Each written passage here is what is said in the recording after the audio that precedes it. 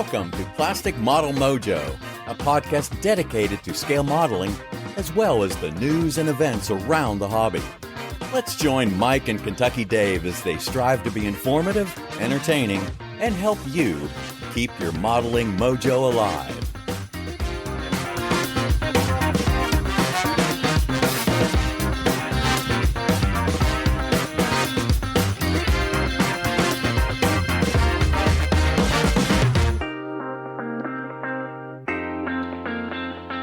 Well, Dave, we're pecking our way through June here. I know, man. June turned out to be a month that was a little more full than I think either you or I anticipated. No doubt. So here we are for episode 92, and I'm telling you, I feel like we're doing a daily radio show because yes, that's right. We just recorded and dropped 91, then we sneaked the 12-minute model sphere in there, and now here we are recording this way earlier than normal because I'm I'm driving off to vacation on Saturday, and we're not going to have our normal weekend opportunity because I'll be in sunny Florida. Well, lucky you. By the way, remind me at the end of the episode, we need to add an additional 55 seconds for Tom Romanowski because Tom pointed out that our 12-minute model sphere was 11 minutes and 5 seconds. So, did you not see my reply? Oh no! What did you say to him? I said you know about the baker's dozen 13, right? And I right. said in honor of his childhood memories, this was the socialist dozen, which is 11. 11. There you go. That was great. I wish I had seen that. That was fantastic. And the missing 12s are accumulated for some bureaucrats' kids to get off out on. That's right. It's for the glory of the 5-year plan. Something like that. Well, Dave, what's up in your model sphere? Well, my model sphere has been hectic and non-modeling. I know a number of listeners know because I've told them, but in general, the last episode was late in large part because my youngest daughter underwent surgery and it nothing serious, but she had a bad response to the anesthetic, which necessitated an overnight hospital stay that we weren't anticipating and a bit of a more challenging recovery. I appreciate everybody's indulgence in letting us drop late, not holding it against us. In addition, summer has broken out here. My pool is getting opened as we speak. Also late. Yeah, also late because the stairs had to be repainted. And so, I've had a little time to devote to modeling, but not as what I need because the nationals are not that far away, and I need to get this darn F8 finished. And it's close. It's getting there, but I need to move on it. I need to move. I need to move the window. So, how's your model sphere? Well, it's still crowded like yours with stuff that's not modeling related. But I tell you, got the gnats on the horizon. Yep. Really focusing on delivering through June here. I know we're under no real obligation. Nobody's got us under contract. Yeah. But, we have a modicum of professionalism, I think. And I don't know. It's just, it's amazing that you feel that little bit of obligation to get that done. And yes. There's a little bit of guilt when you're not. And a little bit of guilt. And yeah. I'm glad folks are appreciative. We're doing the best we can, and we'll get it all out. I think we gotta, if we can get this one out, this is the hard one. We'll get this one out. It's all downhill from here. So yeah, absolutely. That's what's up in my model sphere. Making sure Plastic Model Mojo gets their 3 episodes in June. So we're going to do it. It's nice to know the listeners appreciate that. And from the feedback we've gotten on the Facebook page, which by the way, the dojo has absolutely exploded as far as interactions. According to Facebook, we're up 1,200% over the last 2 weeks. So, that's That's pretty awesome. That's one of those deals where you got a link or something somewhere. Yeah, that's probably true, but that's great. That's great. That's somebody punching above our weight. Drop us a mention or a recommendation unknown to us. So yeah, well, we'll have to send Evan his check. So, Mike, I assume you have a modeling fluid in front of you. Oh, I do. Once again, it's not new, Dave. Oh no, it's not new anymore. It was new 3 months ago. About Christmas time, I guess it was. That sounds like a Russell's. Yeah, I'm on the Russell's 10 year, and I got a pretty good pour tonight. The bottle was like, going to be empty. No sense to leaving that around. So I have to make this last. It's about a pour and a half, so no mid-show break for me to run up to the pantry and top this off. So it's all in the glass. Okay, well, good. What about you? Well, this is another one supplied by the model wife. And, it's a beer that I probably would not have chosen for myself. It is Against the Grain's Black Pills. It's a black lager. Against the Grain is a Louisville brewery. And 5% alcohol, so it's like, any normal beer. But my wife loves the dark beers. So let me take a sip. Oh yeah. If you had blindfolded me and given me a sip of that, I would have told you that was a black lager. It has what I describe as a roasted or almost a coffee taste. You better save some for the wrap up. Yeah, the grain is roasted. So this isn't my normal beer. So we'll see how this goes through the episode, and I'll let you know at the end what I really think. Well, good luck with that. So I like a little roasty porter every now and then myself. Good. Well, we're a little short on the time lapse since the last episode, but right. A few listener mails have filtered in. We can take a look at those.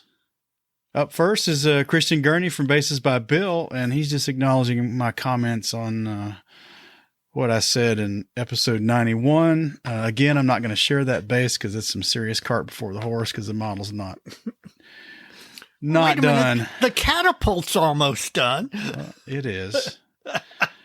And even that we talked about last time, so let's not go there. But, they're just glad. I appreciate him following up. And I know from good sources that he's done this with some other folks have gotten some stuff for him from those guys. So these guys remind me of the same customer service that you get from Dr. Strangebrush.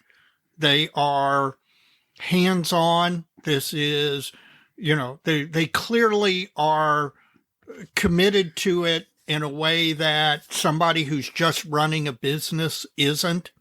And that's the kind of effort, the kind of feedback, etc. that you love to see. Well, their ad will come up a little later, and I'll just encourage you now as well just to check out Bases by Bill. Just phenomenal customer service, and it's just I guess. And I'll go ahead and say that clearly they appreciate the podcast out in the model sphere because they're running their ads on several of our fellow podcasts out there, which is great. I mean, glad to see somebody with that kind of interest in all of it and understand the value of it from their perspective. And we all have no problem because it's just a great little business. Yes, absolutely. Up next, Dave, Tom Choi. Yes. He says he's glad you liked it. I know my spaceship knows which way to go. I guess it's a seasonal. They're out right now, or it's an occasional in their rotation, or they've got a lot of brews and they can't do them all at once because of equipment limitations, probably. Right. I suspect. Like a lot of microbreweries. He says we got the last 2 of 3 cans from his private reserve. Oh, wow. I am privileged. So, no doubt. And you better not drink that other one. I've got it, man. I know. As long as it's not in your hand. Well, that's true. It's not in my hand and it's not open. So that and the Russell's 10-year are both waiting for you to show up at my house at some point. Up next, Bill McCullough from Dallas, Georgia. And I assume that's down in the Atlanta area because he's made a couple of references in his email. The big part of his email is giving credit or blame to us. He's thrown caution to the wind and picked up ICM CH-54. It's the Sky Crane, I think. Oh, my. After listening to you incessantly asking, what are you doing to become a better modeler? Oh, yeah. So he's been bankrolling a bunch of kits, waiting to get better before he started. And he says that time is over. Good. And I tell you, you'll understand when I run down this short list here. But Bill has a keen interest in Vietnam era aviation. So in addition to the CH-54. He's got an ICM Cobra. Oh, nice kit. A Rodin Mohawk. Yep. And a Hasse B-47. Is that a Canberra? No, the B-47's the Strata Fortress. Oh, okay. So that one's probably not a Vietnam era plane. No, it is not. If you've ever seen, well, actually, I can tell you exactly what it is. You remember up at Heritage Con? Yes. You remember the big Canadian jet with the engine strapped to the side? The extra engine. Yeah. That's a B-47. Okay. All right. Although the extra engine isn't normally there. Says these subjects are always among his favorites, and he's going to put his skills into practice and get these done. And that's a good thing. Here's what you can do if they don't end up where you thought waiting on your skills to get to where you wanted them to be would have put them. You can always go get another one and do it again. That is the beauty of most model kits, okay? Except with some very rare exceptions for rare kits or limited runs. You know what? Go ahead. If you want to build something, but you're worried your skills aren't there, go ahead and build it. And if it doesn't turn out exactly like you want it, you've learned how to build that kit. And so the second time through, you're going to be even better. But I would say that you would build these, and even if they came up short of your the vision in your mind's eye, the odds of revisiting them, I think, are probably slim. Even though you can, I mean that might get you off your seat, but your interests are new things are gonna come along, new rabbit holes are gonna open up, and it's just part of the journey, man. Well, and not only that, but where are you going to find the space for more than one CH-54? Yeah, I don't know. I hope he makes the rotor removable so that he can at least store it someplace. Somewhere, yeah. He completely blames Plastic Model Mojo for his increasingly expensive pile of plastic that's now on his workbench. Well, Bill, we do what we can. Yeah, I'll own that. Baby, bring it on. Somebody gives you heck about it, you blame us. Though I tell you though, the stash and the thought that I'm going to build all that stuff, those aren't congruent. I don't think that way. I like buying the stuff, and I might get to it, I might not, but if I do, I've got it. And I don't know. My stash philosophy is like a sine wave. It's kind of all over the place, up and down. I have a stash, and given my age, I know that I'm not going to get to them all, given the pace at which I build. I'm perfectly comfortable with that. Although I will tell you that as I've gotten older, probably the number of new kits I acquire each year has probably gone down a little bit, but that doesn't stop me from acquiring more kits in a year than the number of kits I finish in a year. And so that's a trajectory that's, not going to decrease the stash, but I'm fine with it. You could finish one every day. Yeah, well. And still have some for Ruthie to sell. Yes, depending on how long I live, we'll see. Well, here's the longevity, Dave. Amen. Well, he's got a couple shout outs. The first one is a quick fave on the tools. Border Models glass files. These glass files keep coming up. Yes, they do. And I don't have any. I'm going to come back from NAS with some. Yes, me too. I think I'm going to as well. Come hell or high water, I'm going to get some. Too many people have spoken positively of them for me not to acquire some and give them a try. And then he's got a hobby shop shout out. Hobbytown in Kennesaw, Georgia. So that's down near Atlanta Metro. Yep. North of Atlanta on I-75. You know, I'm going to be cruising down through there on Saturday. I don't think your wife is going to indulge you in a hobby shop stop. No, I don't think so. But that's okay. Well, apparently this is an exceptional Hobbytown. Huge store. You know, they got everything. Rockets, yep. RC, all that stuff, right? Games. And he just says the staff there goes a long way to making you feel like the local hobby shop you used to hang out at years ago when they were kind of independent. The staff at a hobby shop is very, very important to the ultimate success of the hobby shop. And I think that there are a lot of people who own hobby shops who don't realize that. And yeah, you want your hobby shop to be like walking into Cheers. Probably true.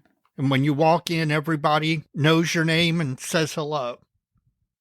You know, Brian, Scale Reproductions in Louisville has done a good job over the years since he's gotten big enough to expand to need a staff. I think he's done a pretty good job. He has. I agree. Well, and his final point is a question for the Wheel of Accidental Wisdom. So great. It's going to be a good episode.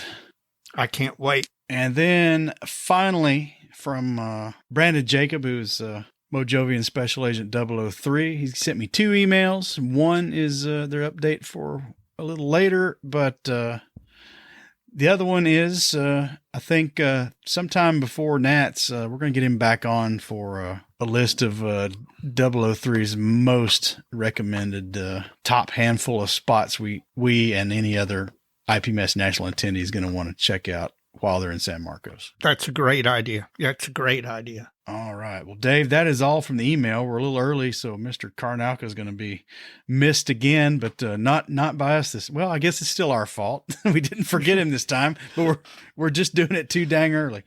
That's okay. I'm sure he'll survive. What's up on the Facebook, Dave?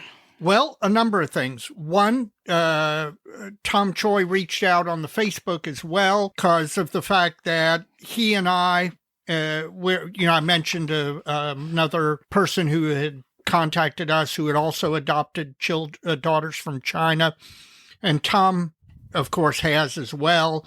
And was curious as to how many modelers out there who have that experience, and I'm interested as well. So if there are any other listeners out there with that same experience, I'd love to hear from you. Jeff Adair, location unknown. He was mentioning, we were talking about amps because I've rejoined amps and haven't yet gotten an acknowledgement or magazine or anything. And he was telling me it took him a couple of months to get that.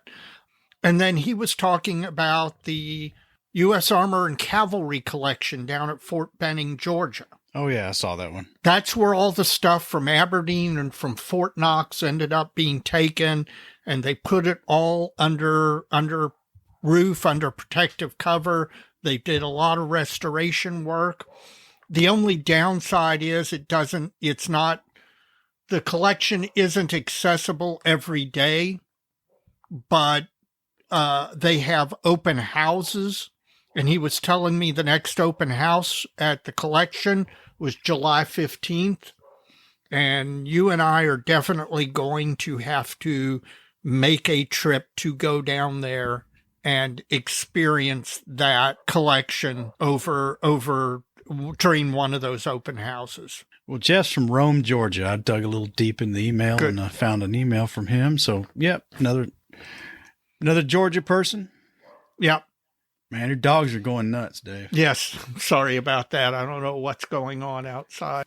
Andrew Measley, our friend from New Zealand, he's in the United States completing a 3-month New Zealand government military training course in Mississippi. And while he's been there, he's been making runs to Pensacola to John's Hobby Shop, to New Orleans to a hobby shop there, and to Mobile.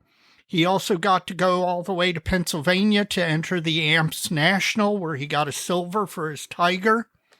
And I recommended to him going to the Naval Air Museum in Pensacola, which is just reopened to the general public. And he said he's going to try and get there this weekend. So I wish him luck. To me, that is the finest aviation museum in the United States that I've ever seen. Finally, we have a question from Ryan McClay, that just came in. He is in his 40s and, like a lot of people, just re-entering modeling. And he has just started back modeling. He's picked up an Airfix 72nd scale Spitfire Mark I. And he's having some problems with sanding. He feels like he's sanding the detail away, and then he rescribes it, and then he primes it, and it doesn't look like he wants it to look. So he's asking for suggestions. And so I'm going to reply to him on Facebook on the DMs. But Ryan, let me tell you, this is something that all returning modelers struggle with when they come back into the hobby. And I will tell you that Airfix Kit's plastic is a little bit soft, so it's not uncommon to experience this. One of the things you can do is sand more gently. Another thing you can do is, after you rescribe, you can take Tamiya extra thin cement and get almost all of the cement off the brush, and then run it in the panel lines that you've rescribed to clean them up. So, but I will be replying directly to him. But if anybody else has any thoughts on that, please go ahead and send us what your thoughts are. And then finally, several people have reached out to me because they're coming to Wonderfest, which is this weekend. And they're coming in, and they're trying to make sure that we can meet up. I was hoping to have a cookout Friday night at my house, but that's not going to happen. But I am trying to arrange something, and so I'll be reaching out to those guys. So hopefully by the time you've listened to this, Wonderfest will have been done and over, and hopefully I'll have posted a lot of videos and photos from the show. Well, Dave, I missed one. We're going to back up a little bit. Go ahead. That's all right. It's interesting. Adam Greenwald from Northumberland, UK. He started working on a vintage Airfix. Looks like an M3 Lee. Mm-hmm. And when he got into it, he discovered that the tracks had welded themselves into the styrene parts. So basically the kit was spoiled. Wanting to know if we'd run into this. My answer is yes, and I've got a pretty good story. Okay. And bits and pieces of this have been told over other episodes. Back in, when was it? Summer of 1985, I went to Germany, and I was in Berlin with a family for about a month. And about 3 blocks down from their row house was another set of row houses with shops on the first floor like they often have. And one of them was a toy and hobby store that had clearly been there since the 1960s. So I go in this place, and I've told the story on here before, but I'll tell it again. They had a bunch of Airfix stuff, which I had gotten really into in the early 80s and late 70s. And then it started getting hard to get in North America. And I think Airfix was probably starting to go down their tough times era then. And they were trimming the catalog. So all this HO00 stuff, the little, the soft plastics, toy soldiers, and all the 76 scale armor and stuff was just getting hard to get in America. I go in this hobby shop, and they've got like all the Airfix forts and pontoon bridge and all that stuff. And these things are in old boxes, like without the round logo, with just the banner logo, with the blue ends on the box, like from the 1960s. Yep. I picked up the Waterloo Farmhouse, the Roman Fort, the Pontoon Bridge, and one of the others, which I don't remember, Sherwood's Castle or something, whatever the other one was. And another thing I picked up was in the HO00 soldier line was the British World War I Royal Horse Artillery, which in the mid 80s was one that was no longer in their catalog, and people were paying a lot of money to get them. And I picked up like a half a dozen sets of those things in this hobby shop in the old Airfix boxes with the blue ends. I mean, these things they were way older than I was in 1985 already. So back then there was no internet, and I posted these in the for sale section of the old Military Modeler magazine. And I got a trade reply from somebody wanting to trade some, of another kit that you couldn't get at the time was the World War I Mark I tanks, Airfix, right? I remember the rhomboid tank. Yep. So I traded my soldiers for, 3 or 4 or 5 of these Mark I tanks. Well, I get them, and I don't think the guy scammed me. I think he didn't. They were unopened blister carded kits, and he just didn't know. And I get these things, and just like Adam's M3 kit, the tracks had welded themselves into the model parts. Yep. And it completely spoiled the kits. So I ended up with nothing usable, and whoever I sent them to got, his Royal Horse Artillery finally. But, yeah, I'm quite familiar with that. And it seems to be a problem on the 76 scale kits, which had a different track composition than the 32nd scale armor kits that they had. So yeah, if you're buying vintage Airfix, if you're buying it as a collector, maybe you don't care because you want the unopened card and there's really nothing you can do about it because it's a chemical reaction that you're not going to stop. Right. But if you're going to build them and you want a vintage one for, I don't know, I like them because the molding's a little bit better. Not that it was great to begin with, but it's better. You need to be careful. You need to give those things a look over before you buy them because that certainly happens. If the tracks aren't loose in the box, if you're shaking the little card around and the tracks are moving with the plastic parts, like one for one, yeah, you probably don't want to buy that one. Yeah. Well, and in addition, even if you buy one of these things and the chemical reaction has not happened that welded the tracks to the kit part, the odds are that those tracks, after that period of time, you're really taking your chances on whether you're going to be able to do anything with them, because they're going to have chemically broken down at some point in the last 50 years. Yeah, I don't know what's going to happen, but certainly if you're going to buy one, you might smoke it over a little bit before you throw your money down. Absolutely.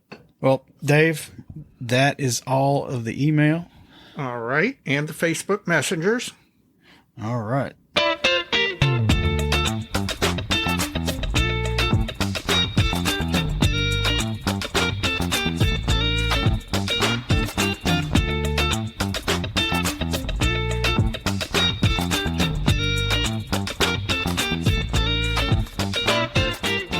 This is the point in the podcast where I'm sure by now you've gotten used to hearing me ask you to rate Plastic Model Mojo on whatever podcasting app you're listening to. Give it 5 stars. It helps us raise the visibility of the show. In addition, if you know somebody who doesn't listen to the podcast but's a modeler, if you would please recommend to them that they start listening to the podcast. You may have to help them out, especially if they're not as technologically advanced as you are.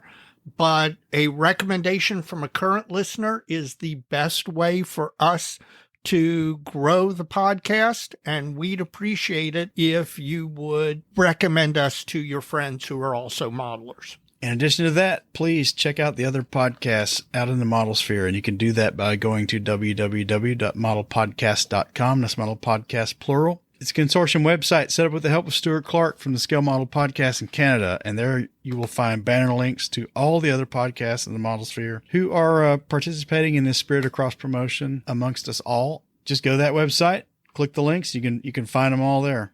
In addition to the podcast, we got a lot of blog and YouTube friends out there.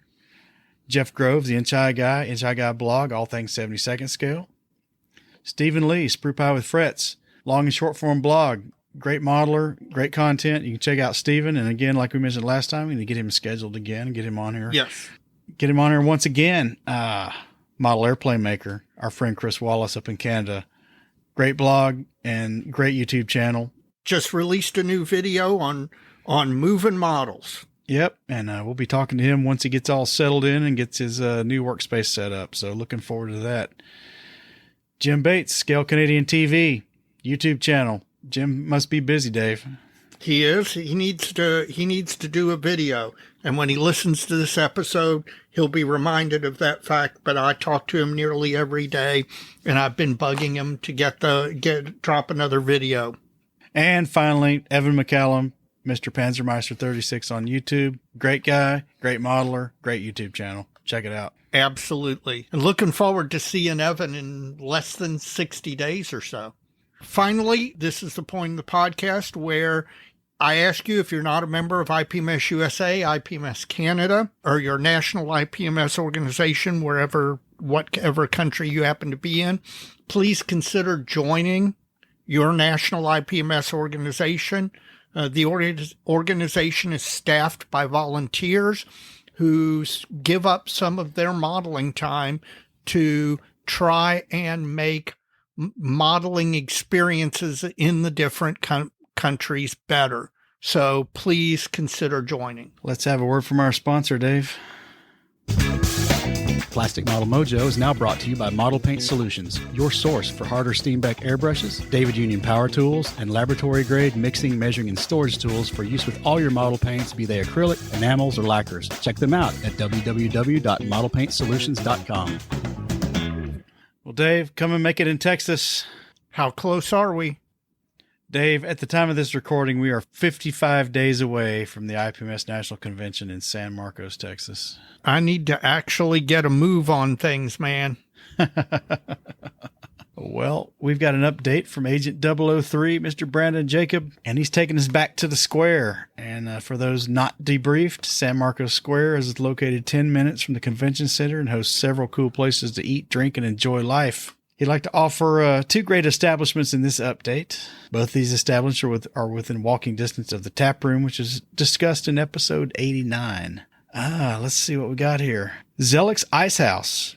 Please do not drive all the way to Central Texas without having a cold beer in August at a Texas Ice House. Since 2011, Zellick's Ice House has proudly served cold beer and mixed drinks. The building was originally a 1930s gas station, and it still shows the remains of being so. And he says it's a full bar with bar top seating. There's also patio seating and Texas-inspired beer drinking games like washers and horseshoes and, of course, cornhole. And they do have local live music and a kitchen that's open daily. And he says to check the website for what they got going on as far as times. But the establishment proper is open daily from 4 p.m. Monday and Wednesday. Zellick's opens daily from 4 p.m. on Mondays and Wednesdays and 12 p.m. Thursday through Sunday. And for the car guys, there's a roadster parked out front. Don't miss this opportunity for a cold beer in a Texas ice house. www.zellicksmtx.com, and we'll put that in the show notes. And it's at 216 North Street, San Marcos, Texas. I got news for you. I am looking forward to a lot of Texas beer and Tex-Mex food. I'm really looking forward to that in a way that I haven't looked forward to the food at a national convention since Albuquerque in 1995. Well, he's got one more. It's the Cigar Vault for all the stogie and pipe smokers out there. Located a stone's toss from the tap room on San Marcos Square, the Cigar Vault is a friendly cigar lounge with a well-stocked humidor. And what he finds cool about the cigar lounge is you can buy a beer or wine and enjoy a toast with your smoke. He says it's a great place to get out of the heat, sit back on a nice leather chair and burn a stogie and contemplate how many more model kits you're going to purchase when you get back to the convention center.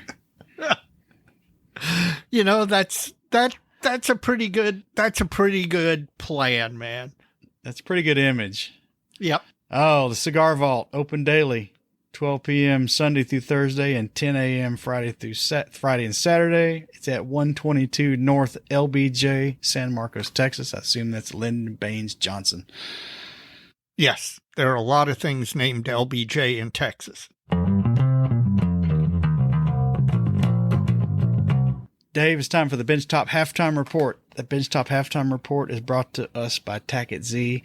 Tackett Z, the must-have tools for the model maker. You can go to www.tacketz.com and see what Ed's been up to for all your benchtop needs, storage, organization, all that stuff. So check it out, www.tacketz.com. Dave, have you made any progress? What's on your bench? I actually have made a little progress. As I described at the beginning, life has been kind of full this last week and a half, 2 weeks. So that did cut down on my modeling time. However, I did make progress on the F8, not as much as I want to, but I'm to the point where I need to prime and rescribe. And I think that you convinced me. And especially after I did it previously, I think instead of using the Rattle Can Mr. Surfacer 1500 Black, I think I'm going to actually thin it and spray it through the airbrush again, because I really liked how that came out, and the level of control I can get from it is a big plus in working on the F8. So that's coming up probably this weekend, working around Wonderfest and everything else. But that's where I am this weekend. That's about what I've been doing for the past couple of weeks. How about yourself? What's your bench looks like? No more than you've got done. You've still done more than me, Dave. Oh. What have I done? Well, I'd primed those railroad ties, and I've been doing a lot of reading and stuff, trying to figure out what's going to be best for the wood effect I want on those ties. And I tell you, I just haven't got much done. I just have not had time. I've futzed around with the KV85 a little bit. I've got the cupola on it. Finally, I've got that seam worked in. Other than that, that's really about it. I'm really, now that I've got the base from Bases by Bill, I'm going to get out the E16 and start doing some pre-shading on that here, hopefully soon after I get back from vacation. And that's the goal. You got a vacation first, so you're not going to get to the bench for another 7 days or so. So, man, that's about it for me. Okay, well, here's hoping we both get more modeling done before the next episode. No, yeah, you and me both.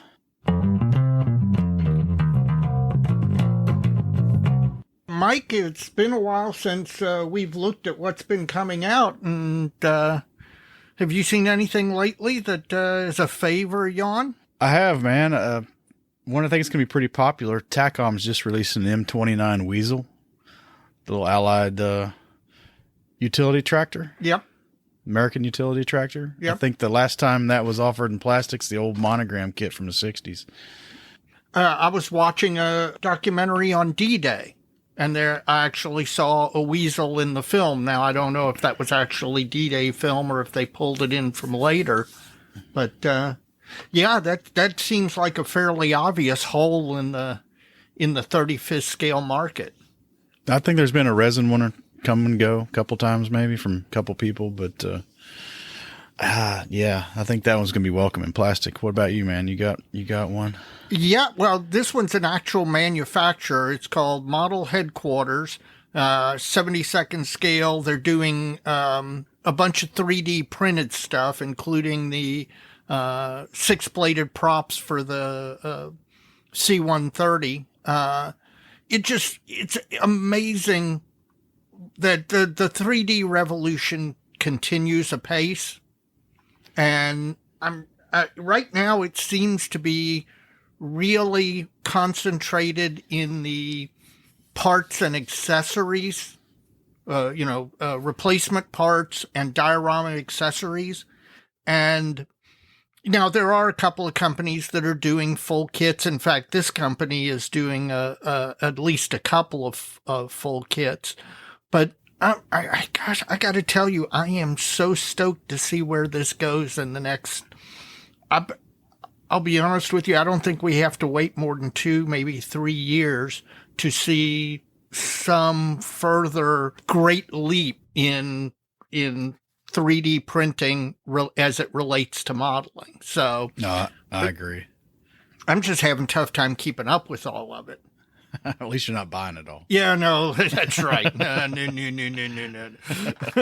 Daddy don't have that kind of money. Yeah, I think it's a pick and choose wisely situation. Exactly. So do you have another fave or yawn? I do. It's out of my wheelhouse, but I'm going to talk about it because I think it's interesting. A company called Magic Factory, which I'm not familiar with, has got a limited edition dual kit boxing of the Vault Corsair, the F4U, 1A/2, Yep. 2 kits in one box. I'm not sure what the 48 scale Corsair landscape looks like, but I got to think this is surely a welcome thing. I don't know if they got a single boxing already of this thing. You know what? Well, it says future new tool, so no. And here's something. When you and I were first met back in the hobby, back in the late 80s, early 90s, I could name every manufacturer there was. And now I can't even keep up with all of the injection molded kit manufacturers. It's just, it's wild how the landscape has just really, really expanded. Again, goes back to my point. We live in the golden age of modeling. Well, maybe Chris Wallace can tell us about this one. He likes these birds a lot, and we grew up watching these on TV. Yep. Yep. We need to get Chris on here. Yep. Well, that's the plan. Once he gets his new workshop fixed up, we'll have him on and see how that went down. Yep, absolutely. You got another fave? Yes, I do. I am a sucker for French and, well, also Italian and also Japanese armor. There's just so much weird stuff. Yeah. The weird looking, and I'm a sucker for that. And as you know, I'm a decalholic. Star Decals has released a sheet of French fighting vehicles in Africa, Part 1. They're both Vichy French and FFL forces. They're, a lot of the weird S-35s, Char B-1s, all just the odd looking but cool looking French tanks. And I will tell you, Steve Hustad has inspired me with his 72nd scale armor, and I want to dip my toe further into that. And there may well be a French tank on my horizon. We'll see. So, do you have a fave or yawn? It'll go in the yawn category, or a I don't know what I would call it. Moronius Miniatures, or Moronius, has come out with a number of 72nd scale figure sets, and they've got some standard fare, the major Allied armies. They've released some sets that I don't know, man. It's some Germans doing some bad stuff, pushing the bounds of of good taste. I think so. There's a firing squad, and there's what's the other one? There's one soldier dragging a woman by her hair. Yeah, and a couple others along that theme. And I don't, not one to whitewash history, but I don't think this is a place I would go personally, and it makes me wonder how popular this stuff's going to be. Yeah, no, I'm like you. You don't want to whitewash history or make anything out to be better than it was, but as far as modeling goes, I model for enjoyment, and I'm not sure that I would get any enjoyment out of depicting that kind of brutality. I mean, I know it occurred, and yes, absolutely, it's real and everything else, but it's just not. I don't think I would get any enjoyment out of it. Yeah, I'd be curious what other people think of these if they've seen them. I think Evan pointed these out to us. Yeah. few weeks ago, and I went and had a look, and I don't know. It reminds me. I think there's a company called Elephant Models that I was buying a few things from back in the 90s, early 2000s, maybe from VLS when they were still around, and they had run this. Just out of their catalog, sight unseen, they had these Russian POWs, and I just assumed they were like the Warriors and Verlinden offerings, where they were surrendering soldiers or being marched off, or right, fresh off the battlefield. Yeah, or wounded, wounded, and things like that. And I get them, and they're these emaciated concentration camp prisoners. Oh. And they really weren't that well done, even for that. I mean, they look like somebody's kid had sculpted them out of Play-Doh, but. Yeah, that was not quite what I wanted. And, there's been some modelers pull off some dioramas in good taste, showing these kind of macabre and dark themes. Yeah. And that's interesting, and I've enjoyed those, but I don't know. Some of these are just pretty in your face raw. So just curious what other people might think of that. People can build what they want, I guess, but not for me. So it goes in the yawn category. Gotcha. You got a favor, a yawn? No, I don't have any more. I don't have a yawn this time. So I think that's it for faves and yawns, unless you got another one. I do not. Getting the right size base for your model, diorama, or vignette can be difficult and time-consuming. Bases by Bill has the solution with their all-new custom-sized display bases. Offering sizes of 4 to 30 inches, you can choose the dimensions you want and get the size you need every time. And they can laser engrave the base with a unit emblem or text to your specifications. Better still, shipping is included within the lower 48 states. Built by modelers for modelers, Bases by Bill has bases and display cases for any type of model and for any size. Visit their website at basesbybill.com to see their products or to get your own custom-built base or display case quote. Use the code MOJO at checkout to apply a 15% listener discount to your order. That code again is MOJO for 15% off. Bases by Bill for all your model display needs.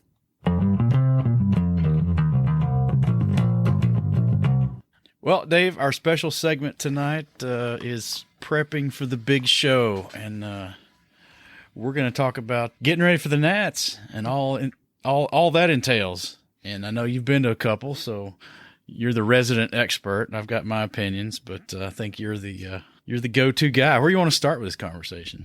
Well, there are a couple of things. One, this one's going to be, San Marcos will be 27 or 28 for me. I have to go back and recount. And you wouldn't think about it, but really over that time period, I actually have learned a lot of practical lessons for going to a nationals. And I'll start with one that is the most basic thing in the world that you wouldn't think about it until day 4 of the show. But by day 4 of the show, your feet are hurting. Do get yourself a pair of really good, comfortable shoes and break them in before the show, so that, because a lot of these venues are concrete floor. Especially in the vendor room, where, let's face it, we spend a lot of time walking around. And man, I have come from conventions where either my shoes were broken down or, I wasn't prepped for it. And by afternoon of day 3 or day 4, I was limping. I was hurting. So, you wouldn't think about that. That's not something you think about. But seriously, it will make your experience a whole lot better if by day 3 you're not hobbling around the floor or having to go and sit down every 15 or 20 minutes because your legs hurt or your feet hurt. Dogs are screaming. Yeah, exactly. And it only gets worse the older you get. So, I am not as young as I used to be once. So I can assure you that I will have very good, very supportive, very comfortable broken-in shoes for San Marcos. You a compression sock guy yet, Dave? I have, well, I actually own a pair. Actually, my wife owns a couple pair. I own a pair or two. And, that might not be the worst idea ever either. I really hadn't thought about that. I was making a joke, but go for it. No, that might not. Hey, you know what? I'm going to bring them to San Marcos and see if I may break them out. We'll give that a test drive. Yeah, you better wear long pants that day. Yeah, that's right. Yes, I am not. I can guarantee you that you will never see me with the long socks and the shorts, and you will never see me with the long socks with flip flops or sandals. No, no. I have not gotten old enough for that look yet, or crunchy enough. Yeah, exactly. Hey, dude. Well, I know one thing, folks. You're going to need to consider, unless they're just coming for the day on a general admission ticket. Make sure your dues are paid up. Yes, because for the high end participation at the convention, it's a private dance. You need to have your IPMS membership paid up. So yes. Now I need to do that myself. Okay. I guess you could probably take care of it there. You actually can, but of course that just adds an extra step to the process where you're at the Nationals for 4 days. You don't want to spend 15 minutes futzing around getting your membership renewed. That's 15 minutes you could have been in a seminar or somewhere else or at the bar drinking a beer. So, yeah, no, that is a good idea. And for folks coming from out of the country, remember that if you are a member of your national IPMS organization, IPMS Canada or Mexico or wherever, if you are a member of the national organization and bring proof of it, you're qualified to enter the show too. You don't have to join IPMS USA. I did re-up. Maybe you need to check on that for me. See if I've been retained today.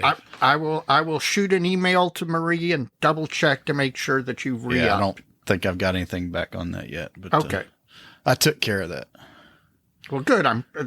As retention and recruitment secretary, that makes me feel good. Well, where are we going next?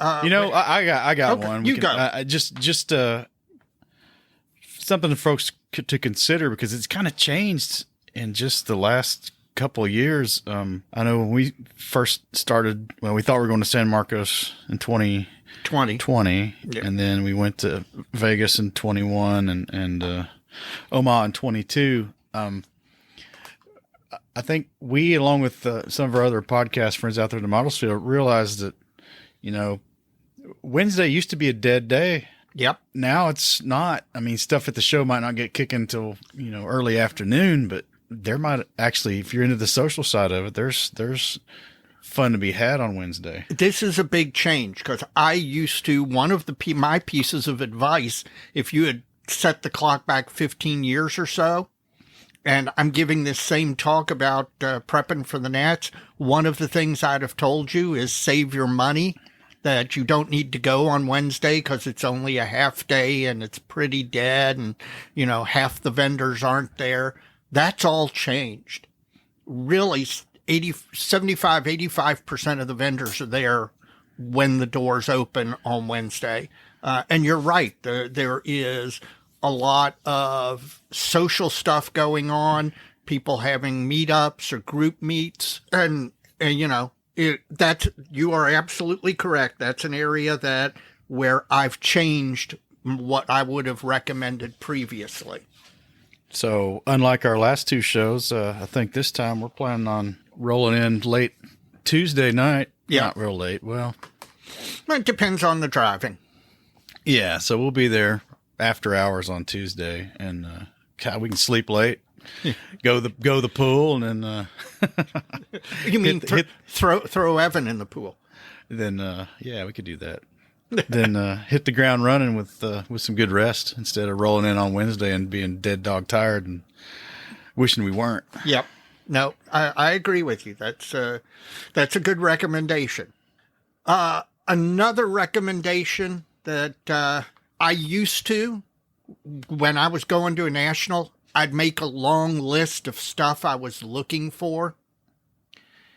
And I've kind of gotten away from that, because what I found was that in general, if I had a list, I spent so much time trying to concentrate on that, I didn't enjoy just the shopping portion of the Nats. So now instead what I do is I may either write down or make a short list of 2 or 3 items that I'm looking for, or I'll keep those in my head because I'm still capable of retaining 2 or 3 items in my head. And really, I've found that it makes the vendor experience more enjoyable for me. So I don't know. Are you a list guy?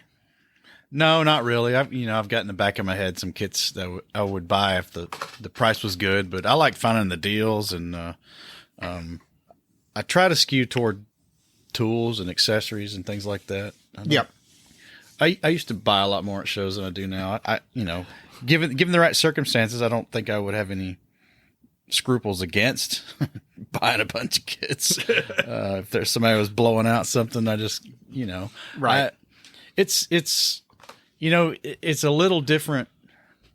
I've been into amps and forever, and I really wonder how the vendors have changed there, because, oh man, there's just so much available in plastic now. You used to go to these shows and pick up all these resin conversion kits and right, stuff that you wouldn't see anywhere but there.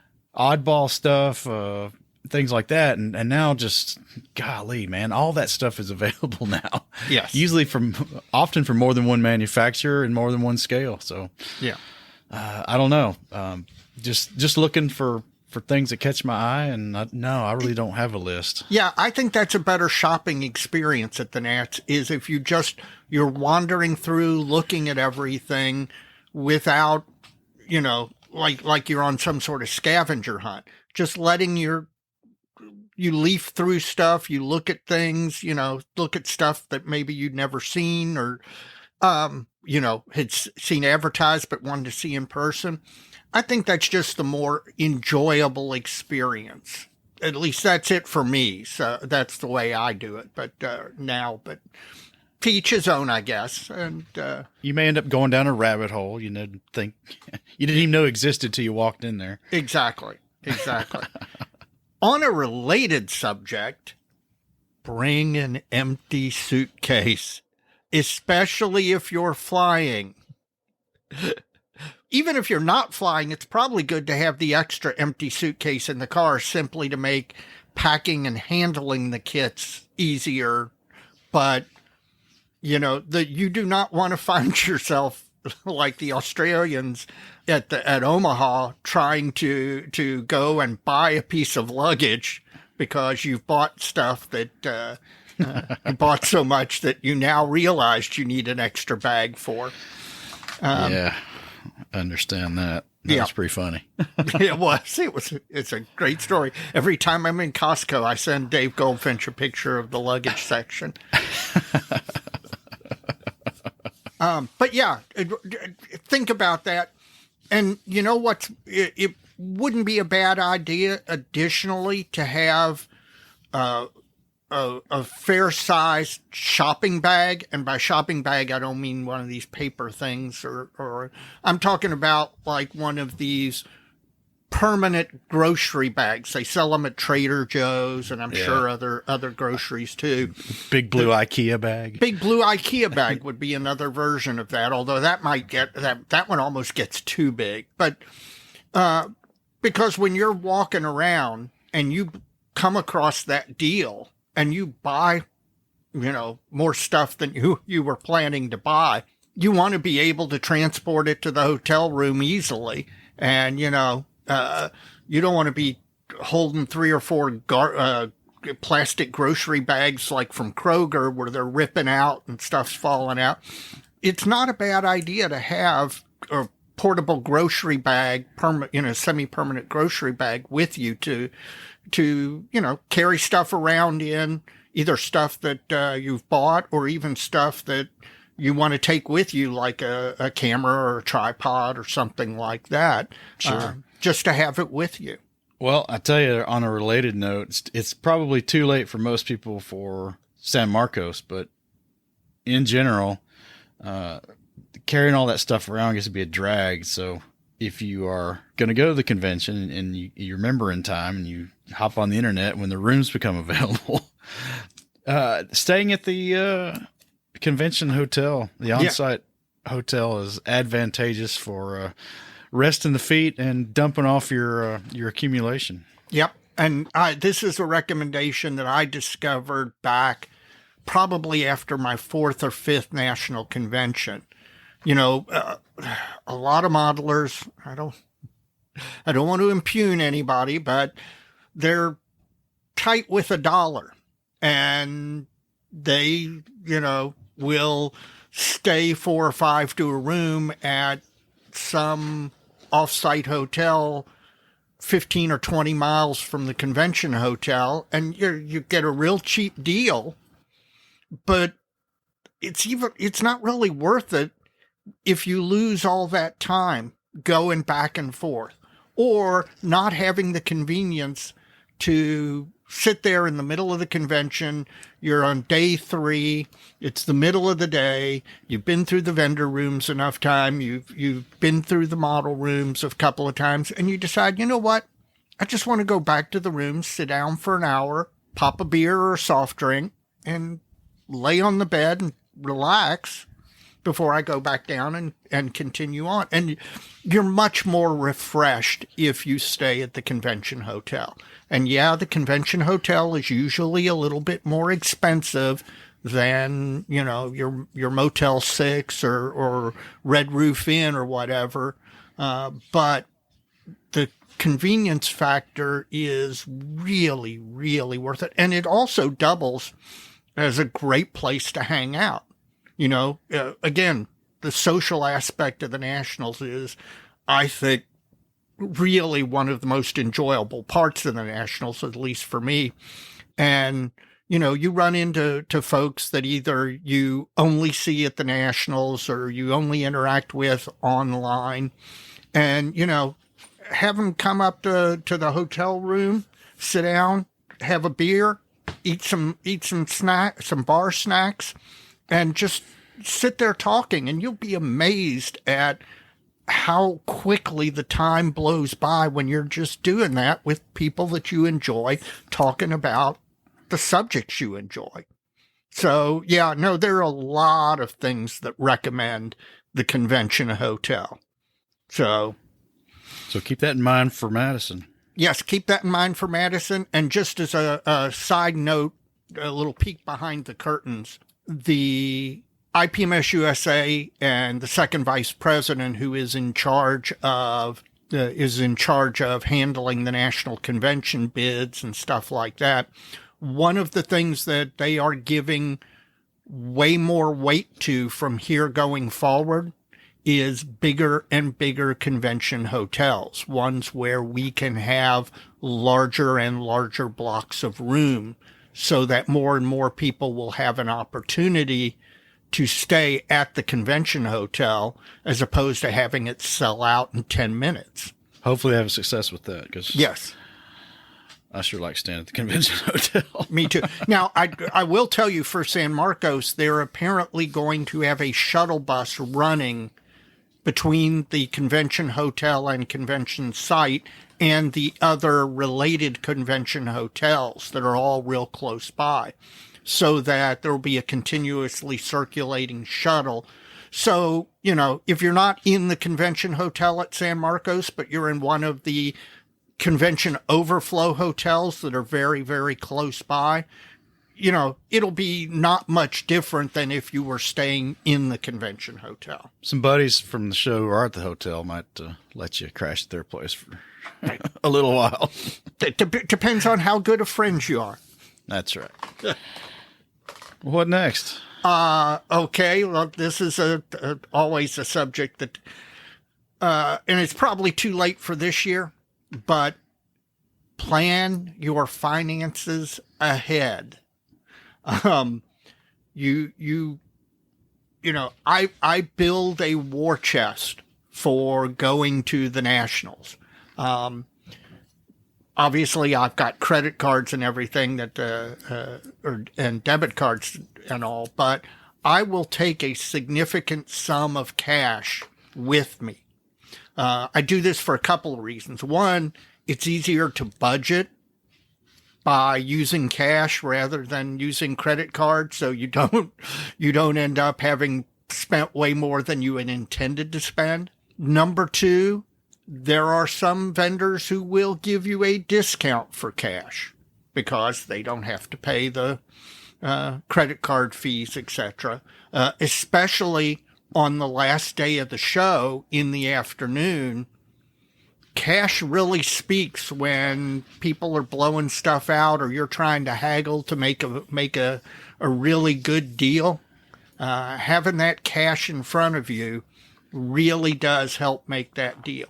But for many reasons, if you're planning on going to a national, start socking money away now.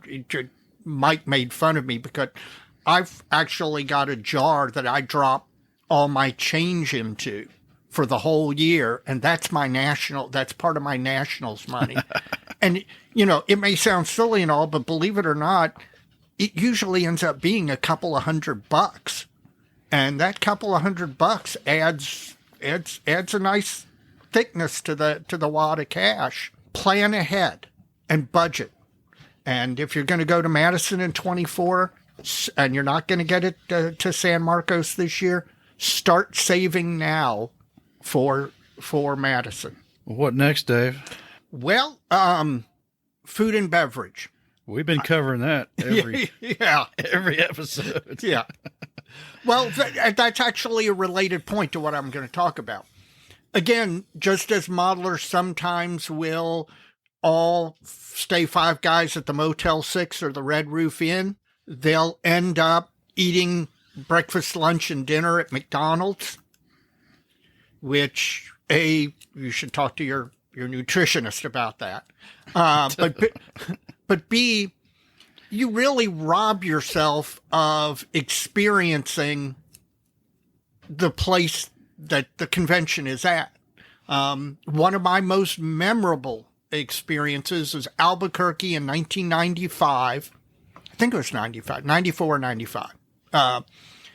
Going and it's my first time in New Mexico, actually staying in New Mexico. I had passed through it before. And the first time experiencing New Mex-Mex food. And I'm telling you what, it was really fantastic. It was different. It added something to that trip that I still remember to this day. So don't eat every meal at McDonald's. Don't eat every meal in the convention hotel. Get out. Go to the places close by. Look for ask the local guys to recommend, or go back through our podcasts and listen to all the recommendations we've made. But go out and experience a little bit of the town that the convention's being held at. You won't regret it. It really will enhance your experience. And maybe going to a place you might not go otherwise. You might as well. Exactly. See what you can see. We had a good time in Oklahoma City. Yes. And I can tell you, again, because you're going to be around and with the modelers that you either never see except on the internet, or you only see once or twice a year, maybe at contests. Don't miss that time to gather a group of guys to go someplace and to sit there and experience the food, experience the drink, and, experience the ambiance of the place. Wisconsin's going to be a lot different than San Marcos. So you're depriving yourself if you spend your entire nationals experience inside the convention hotel, or just stepping out to eat at the local McDonald's. Yep. Get out, folks. It's a lot of fun. Yes. Yep. We've had some good times, Dave. Yes, we have. You got one, or I got another one? Keep going, man. Okay. Particularly if you're flying, packing your models is, if you're going to enter the contest, you want to pack them, and you want to pack them well. And there are we could have a whole episode on packing models, and there's a bunch of guys who do it a bunch of different ways. In fact, I know there's a bunch of YouTube videos out there on it. But the one thing I would say is if you're flying and you know you're going to have to go through the metal detector and all that stuff, if you put your model in a clear Tupperware container and you tape it solidly and you put markings on the outside that say things like fragile, model inside, be careful, and when you're putting it on a conveyor belt, bring it to the attention of the TSA agent. 99% of the time, those guys are happy to take care. So what you don't want to do is have somebody in front of you get to the other side of the metal detector and pick up or hand your model to you by picking it up and turning it sideways. But if you securely pack your model, there's less chance that even if something like that happens, that you're going to have a serious breakage.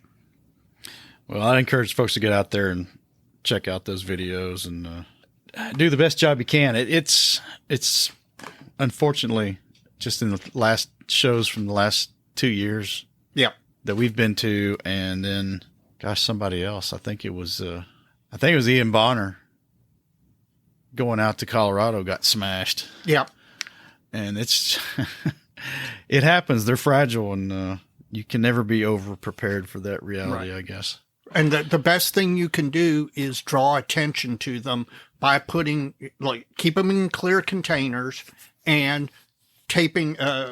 Dave Gelbacher, Dr. Dave, made little signs that you could print and tape with clear tape onto the Tupperware containers that say something like IPMS USA museum quality model, fragile, handle with care, which, he's trying to get the point across to the TSA worker. Don't just pick this up and sling it around. And I'll tell you, it does seem to work. They do, if you draw their attention to it and, have it properly marked, your chances of getting your model to the convention are greater. And then going home, if you're flying home from the convention, the folks at the local TSA have seen a whole bunch of models pass through. So they're really usually good. The going home experience is actually much better passing through TSA because you've got a couple of hundred modelers with a couple of hundred models all going through TSA on Sunday throughout the day. So they're much better educated and prepared for it. I'm trying to think if I've got anything that I do or don't do at shows anymore. Yeah, don't go on a bender. That's a bad idea. Yes, that is right. While you definitely want to enjoy your modeling fluid with your friends and spend time and enjoy yourselves and share in the camaraderie and good feeling, do not overindulge, because what'll happen is you will wake up the next day feeling terrible and you'll lose half a day or 3/4 of a day of your convention experience. It's not worth it. A friend told me. Yes, that's right. Yeah, that was young Mike. Yeah, that's young Mike. That's right. That young foolish Mike who was under the influence of a couple of bad individuals. They meant well, and they were fun-loving. That's right. They're just better at it than me. Yeah. I don't know if that's a good thing or not. Yeah, true enough. Well, I'll see what you think of this one. Here's something I don't bother with anymore at Nationals, and some people do. I just really, there's so many people taking pictures and putting huge photo essays of the show out there on the net anymore that I don't take hundreds of pictures I never go back and look at. Yeah, that has changed for me as well. Now, I've got a camera in my hand because of the fact that we all carry cameras with us 24/7. Yet we never get anything but blurry pictures of aliens. I don't understand that. But I'll tell you, the people with these phones shooting shooting the models leaning out on the table scare me to death. Oh God, yes. Because, back when people were using, a lot of people taking serious photographs are still using SLRs at some time, right. digital or, analog, but, they had a neck strap. Yes. The odds are they were going to drop the camera on the model. That's not so true anymore. So, yeah, when I see somebody with a cell phone taking pictures over the table, I kind of give a wide berth to that. Yep. Because heartbreak will happen, and it's easy. I mean, how many times have you accidentally dropped your phone in your life? You do not want to have that happen at the National. One solution for that is to hold the phone back off the edge of the table and use your zoom to zoom in on the item that you want to take a picture of. And that, unless you're really shooting way down the table or something, you're still going to get a really good picture of it. And, if I drop my phone on somebody's model, I am going to feel awful about it. Yeah. So be careful, folks. Yes, be careful. Absolutely. Well, what have we not hit on? Well, I can tell one final one that I would mention, and that is be aware of the weather. Know where you're going. If you're going to Las Vegas or Phoenix in August, you know what the temperatures are going to be like. Bring clothing accordingly. Whereas, meanwhile, if it's July in Madison, Wisconsin, that's different weather. And you need to maybe take a look at the forecast a day or two before you go up so that hey, is it possible that I'm going to need something, a hat to keep or an umbrella to keep the rain off me, or a sweatshirt because there's a Arctic blast coming through. Well, I don't know so much about that. I think it's more if you're coming from someplace up east and you're going down to the Southwest. Up east, you can leave your models in the car when you stop for lunch. Ooh, that is a great point. That's probably the bigger risk. I mean, if I get wet and rained on, that's fine. But if I leave my models in the car in the parking lot and go hit the vendor room when I first get there and say, I'll do it later, like I do at all the model shows up east, you're going to come back and you're not going to be happy. Well, that's a good point. You know what one of my rules of thumbs are? No. Is that if I've got models packed, I want them in the trunk, because you at least don't get the greenhouse effect that you do from the interior of a car. Now, it still may be hot and maybe too hot to leave your models in, you will eventually. Right, especially in Phoenix at 104, 105 degrees. Or San Marcos, Texas. San Marcos. We'll see what the temperature's like in San Marcos. But even then, I much prefer to have my models in the trunk so that even if I stop for lunch somewhere along the road, I'm not having to worry about the heat, the greenhouse effect on the inside of the car. If anybody else has any suggestions for going to nationals that we haven't mentioned or haven't thought of, we'd sure like to hear those. Yes, absolutely. Email your suggestions in. We'll read them out. Or what's your favorite experiences from the shows you've been to? Well, as I tell somebody, or I tell anybody who asks, the seminars are the hidden gems of the nationals. When you get there and get your registration packet, the first thing you should do is pull out the sheet that lists the seminars for the next 3 days and take yourself a highlighter or a pen and circle the ones you want to go to. There are a couple of presentations that I went to. There was one, I think this was Atlanta, put on by the head park ranger of the Pearl Harbor National Memorial Park. And he did a 1-hour slideshow that was unbelievable, spellbinding. I've been to a couple of nationals where Dana Bell has put on a seminar, usually aircraft focused, usually Pacific focused. Dana knows more than almost anybody else on the planet on those subjects. And he is an entertaining presenter. and he really loves the subject, and he's a natural teacher presenter. So a couple of the ones that I went to of his were just fantastic. So don't sleep on the seminars. All right, man. Is that our advice? That's our advice, man. Hope to see you folks at the national convention and swing by the table and say, hey, sign our book. And if you can't make San Marcos, start planning for 24 in Madison now. Well, Mike, we've gotten to the end of the episode. I've finished this Black Pills Black Lager from Against the Grain. While, again, dark beers are not my cup of tea, this one was quite drinkable. Like I said, real roasted coffee flavor, but not so forward that it was obnoxious, that it overshadowed the natural beer flavor of the beer.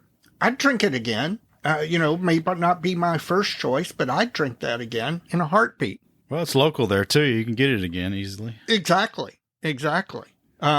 Now, I'm sure that you're going to tell me that the Russell's Reserve disappointed you greatly, right? No, but I won't get too much into it because it's becoming a fave, and I'm having it a lot, and it's not too original anymore. But one last little story. In my military collecting hobby, I made a friend in France. He was a military policeman. He lives in a little town north of Angers called Finu, and his name's Philip. And Philip was it was interesting as we got to know each other through the hobby. Then we became friends, family and stuff. We started exchanging Christmas packages, and I was sending him bourbons because he ended up was a bourbon drinker even before I met him. So I sent him a lot. Well, I still talk to him quite often, and I sent him a picture of the Russell's bottle and said, hey, highly recommended if you can find it in France. Well, he went and looked all over the place and couldn't find it. So I may have to sneak another bottle through the mail over to France for him. So there you go. All right, man. Well, that's the modeling fluid.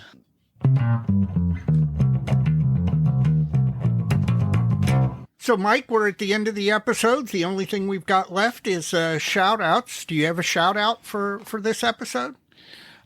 Yeah. First, I'd like to shout out all the folks who've made this podcast possible through their financial generosity. There's a couple ways you can make contributions to Plastic Model Mojo. One is by becoming a Patreon patron. You can do that by going to www.patreon.com/plasticmodelmojo. There you can contribute anywhere from $1 on up a month, and Patreon will handle the billing for that, and it'll just be recurring, and you won't have to think about it anymore. The other way is through PayPal, and you can do that by going to www.plasticmodelmojo.com, and in the upper right-hand corner of the website, you'll see a heart icon, which will take you directly to the PayPal portal, and there you can make your own recurring contribution. We got a few folks doing that, or one and done if you'd like to do that in any amount you want, and we just really appreciate everything, and thanks a lot, folks. It means a lot. Well, my shout out is, now by the time you hear this, it will have been in the past, but we're recording it such that it's not yet happened yet. A Wonderfest is this weekend here in Louisville, and I want to give a shout out to the folks who put on Wonderfest. Dave Hodge and his crew really go out of their way to put on what pretty much any modeler will tell you is the premier science fiction, fantasy, etc. model convention and overall convention experience. And this thing has gone on since at least 30 some odd years, because I incorporated them back in the late 80s, early 90s. And it grew from just a little one-day show to now something that attracts people from all over. I mean, we got folks coming down from Canada. We've got folks coming in from Pittsburgh, coming in from everywhere. Well, So a lot of the industry guests are coming from the West Coast. Exactly. So shout out to the guys who put on Wonderfest. Y'all are doing a great job, and you're contributing to the hobby in a big way. My second one and final one is just all the listeners who are putting up with our herky-jerky schedule for the month of June, and Yes. As we struggle to get all this out and get it done. And I think after this one, things will plane out a little bit, and we'll have a nice cruise on the lake. So, Yep. Let's hope so. Let's hope so. Well, that's it for me. Well, Dave, we're finally at the end of this one. Yes. And it's been interesting. We had a few technical difficulties, but I think we're going to get this one done. Yep. And I'm sure you'll work your magic such that nobody will see where the seams and the stitches are. Well, Dave, until next time, as we always say, so many kits. So little time, Dave, and I'll see you when I get back from vacation. You got it.